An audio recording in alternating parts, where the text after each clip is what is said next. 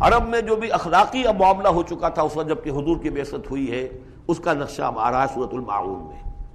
یعنی یہ کہ ایسا نہیں تھا کہ سرے سے ان کے ہاں کوئی ویلیوز رہی نہ ہو، لیکن یہ کہ تلپٹ ہو جاتی ہیں ویلیوز، اور یہ کہ کچھ چیزیں ہوتی ہیں کہ جن کی حقیقت نہیں رہتی، صرف ان کی رسم رہ جاتی ہے۔ جیسے آج ہمارا حال ہے، رہ گئی رسم اذاں روح بلالی نہ رہی، فلسفہ رہ گیا تلقین غزالی نہ رہی۔ تو ان کے ہاں بھی یہ آ چکا تھا کہ اب وہ چونکہ جزا و سزا کے تصور سے محروم ہو چکے تھے، لہذا ارأیت الذی یکذب بالدین، کیا تم نے دیکھا اس شخص کو جو جزا و سزا کا انکاری ہے؟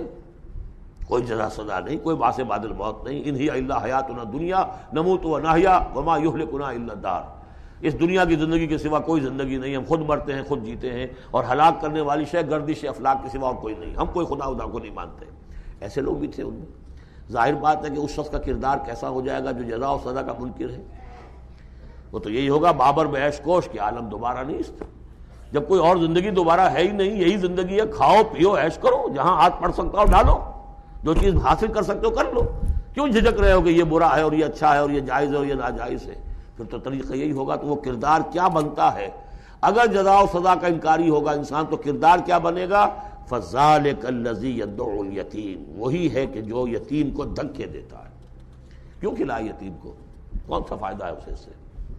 وَلَا يَحُضُّ عَلَىٰ طَعَامِ الْمِسْكِينِ، اور کسی مسکین کو کھانا کھلانا خود تو درکنار، کسی اور کو بھی اس کے لیے کوئی تلقین کرنے کو تیار نہیں، اس لیے کہ اندیشہ یہ ہے کہ میں اسے تلقین کروں گا تو پلٹ کر مجھ سے نہ کہے کہ تم کیوں نہیں کھلاتے۔ فَوَيْلٌ لِّلْمُصَلِّينَ، ان کے ہاں نماز تو ہے، نماز کا حلیہ انہوں نے بگاڑ دیا ہے، وہ سورہ انفال میں ہم پڑھ چکے ہیں، سیٹیاں بجاتے تھے، تالیاں بجاتے تھے، لیکن وہ نماز سمجھتے تھے اسے۔ وہ طواف کرتے تھے خانہ کعبہ کا، اور اس میں سب سے اونچا طواف سمجھتے تھے اس کو کہ مادر ذات برہنہ ہو کر طواف کیا جائے۔ یہ سارے تکلفات ختم کر کے، اور بالکل جیسے دنیا میں آئے تھے، اللہ نے جب ہمیں بھیجا تھا تو اللہ کے گھر میں آئیں تو اسی طریقے سے آئیں جیسا کہ اللہ نے دنیا میں ہمیں بھیجا۔ اب ان کے یہ تصورات تھے۔ فَوَيْلٌ لِّلْمُصَلِّينَ الَّذِينَ هُمْ عَنْ صَلَاتِهِمْ سَاهُونَ، تو تباہی ہے، ہلاکت ہے، بربادی ہے ان نماز پڑھنے والوں کے لیے جو اپنی نمازوں سے غافل ہیں۔ اس کی روح ختم ہو چکی ہے، شکلیں بھی بدل دی گئی ہیں۔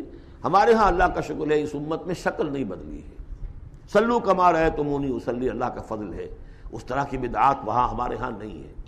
لیکن یہ ہے کہ روح جو ہے، روح نماز، حضور قلب، آدمی نماز پڑھ رہا ہو تو احساس ہو کہ میں کس کے سامنے کھڑا ہوں، اور پھر جو کہہ رہا ہو اس کو سمجھ رہا ہو، اور خلوص و اخلاص سے کہہ رہا ہو ایاک نعبد و ایاک نستعین، پھر اس پر عمل کرتا ہو، وہ کہاں کتنے ہیں؟ ایک رسم ہے، رہ گئی رسم اذاں روح بلالی نہ رہی، فلسفہ رہ گیا تلقین غزالی نہ رہی، نماز و روزہ و قربانی و حج یہ سب باقی ہیں، تو باقی نہیں۔ الذین هم عن صلاتهم ساہون الذین هم یراؤون، اور اگر کوئی نیکی کا کام کرتے ہیں تو دکھاوے کے لیے، تاکہ اس سے کچھ شہرت ملے، بڑا بہت سخی آدمی ہے۔ وَيَمْنَعُونَ الْمَاعُونَ، لیکن ان کی شخصیت کے اندر پستی کا عالم یہاں تک آ گیا ہے کہ عام استعمال کی چیزیں بھی مانگے تانگے نہیں دیتے۔ عرب میں بھی رواج تھا بھئی کہیں سے کسی کے چولہے میں سے کوئی انگاری لے آؤ تاکہ ہم آگ روشن کر لیں، نمک ہے کسی سے مطلوب ہے تو اس کا کوئی جھجک نہیں ہوتی تھی، نمک دے دیا جاتا تھا۔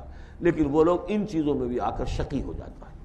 بارک اللہ لی ولکم فی القرآن العظیم ونفعنی وإیاکم بالآیات والذکر الحکیم۔ عرب میں جو بھی اخلاقی اب معاملہ ہو چکا تھا اس وقت جب کہ حضور کی بعثت ہوئی ہے، اس کا نقشہ اب آ رہا ہے سورۃ الماعون میں۔ یعنی یہ کہ ایسا نہیں تھا کہ سرے سے ان کے ہاں کوئی ویلیوز رہی نہ ہو، لیکن یہ کہ تلپٹ ہو جاتی ہیں ویلیوز، اور یہ کہ کچھ چیزیں ہوتی ہیں کہ جن کی حقیقت نہیں رہتی، صرف ان کی رسم رہ جاتی ہے۔ جیسے آج ہمارا حال ہے، رہ گئی رسم اذاں روح بلالی نہ رہی، فلسفہ رہ گیا تلقین غزالی نہ رہی۔